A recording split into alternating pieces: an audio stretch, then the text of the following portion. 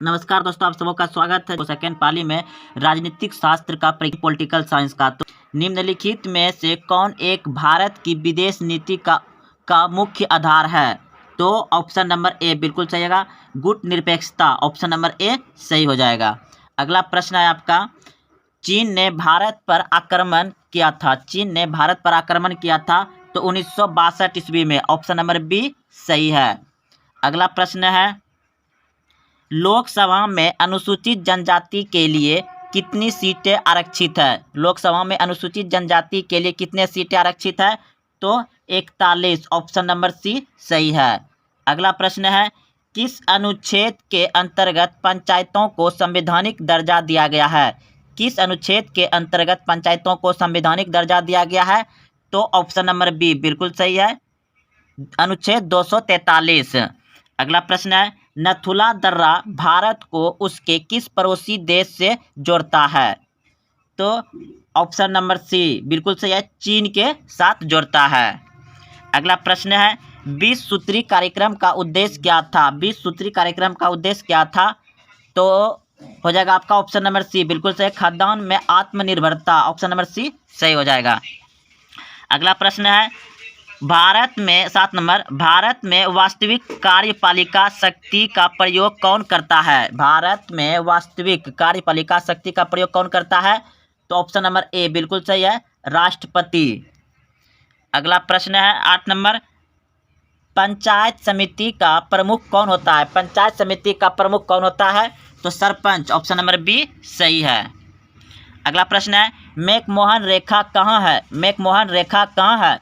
दोस्तों, इस प्रश्न में बहुत बड़ा लोचा है। क्या लोचा है कि मैकमोहन रेखा कहाँ है पूछ दिया है, तो आपका अरुणाचल प्रदेश में भी है, जम्मू कश्मीर में भी है और सिक्किम में भी है, लेकिन असम में नहीं है।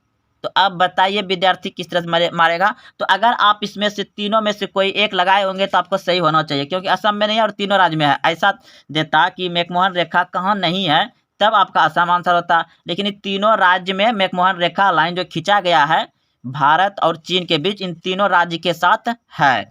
तो अगला प्रश्न है आपका, भारत के संविधान के किस भाग को संविधान की आत्मा कहा जाता है? भारत के संविधान के किस भाग को संविधान की आत्मा कहा जाता है? तो प्रस्तावना को। ऑप्शन नंबर सी बिल्कुल सही है। अगला प्रश्न है, वैश्वीकरण है तो ऑप्शन नंबर बी बिल्कुल सही हो जाएगा, बहुआयामी परिघटना। अगला प्रश्न है, निम्न में से कौन संयुक्त राष्ट्र संघ की एक अधिकारी भाषा नहीं है? निम्न में से कौन संयुक्त राष्ट्र संघ की एक अधिकारी भाषा नहीं है? तो आपका अरबी है, स्पेनी है, चीनी है, जापानी नहीं है। तो ऑप्शन नंबर बी सही हो जाएगा। ऑप्शन नंबर बी सही हो जाएगा, जापानी नहीं होगा।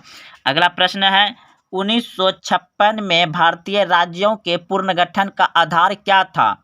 1956 में भारतीय राज्यों के पुनर्गठन का आधार क्या था? तो भाषा। ऑप्शन नंबर ए सही है, भाषा के आधार पर 1956 से भारत का राज्य बनने लगा, भाषा के आधार पर। तो ऑप्शन ए सही हो जाएगा। अगला प्रश्न है आपका, भारत में 1946 की अंतरिम सरकार किस योजना के तहत बनी थी? तो cabinet mission. Option number A सही हो जाएगा। अगला प्रश्न है, भारत में पहला आम चुनाव कब हुआ था? भारत में पहला आम चुनाव हुआ था 1951-52 में। तो 51 शुरू मारा है, तो 51 शुरू मार दीजिए। ऑप्शन नंबर डी सही है। अगला प्रश्न है, भारतीय जनसंघ के संस्थापक कौन थे? भारतीय जनसंघ के संस्थापक कौन थे? तो ऑप्शन नंबर सी बिल्कुल सही है, श्यामा प्रसाद मुखर्जी। अगला प्रश्न है, भारत का संविधान लागू हुआ था। तो भारत का संविधान लागू हुआ था, इसमें 26 जनवरी 1950 तो सभी जानते हैं, लेकिन इसमें ऑप्शन नहीं है, तो जिस दिन ग्रहण किया था उसी में लगा देते हैं टिक। तो 26 नवंबर 1949। ऑप्शन नंबर सी सही हो जाएगा, 26 नवंबर 1949। ऑप्शन नंबर सी सही हो जाएगा। अगला प्रश्न है आपका, मंडल आयोग के अध्यक्ष कौन थे?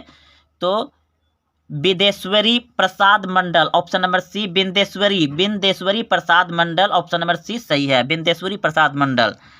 अगला प्रश्न है, भारत के किस राज्य में पहली गैर कांग्रेसी सरकार बनी थी? भारत के किस राज्य में पहली गैर कांग्रेसी सरकार बनी थी तो केरल में, ऑप्शन नंबर सी सही है, केरल। अगला प्रश्न है, भारतीय संविधान के अनुसार संप्रभुता निहित है। भारतीय संविधान के अनुसार संप्रभुता निहित है तो किस में? जनता में, ऑप्शन नंबर डी सही हो जाएगा, जनता में। अगला प्रश्न है, द्वितीय विश्व युद्ध के बाद विश्व राजनीति के दो ध्रुव कौन कौन थे? द्वितीय विश्व युद्ध के बाद विश्व राजनीति के दो ध्रुवीय कौन कौन थे? तो ऑप्शन नंबर बी बिल्कुल सही है, अमेरिका और सोवियत संघ। अमेरिका और सोवियत संघ, ऑप्शन नंबर बी सही हो जाएगा। अगला प्रश्न है, नाटो की स्थापना कब हुई थी? नाटो की स्थापना कब हुई थी? तो 1949 में, ऑप्शन नंबर सी सही है, 1949 में, 1949 में।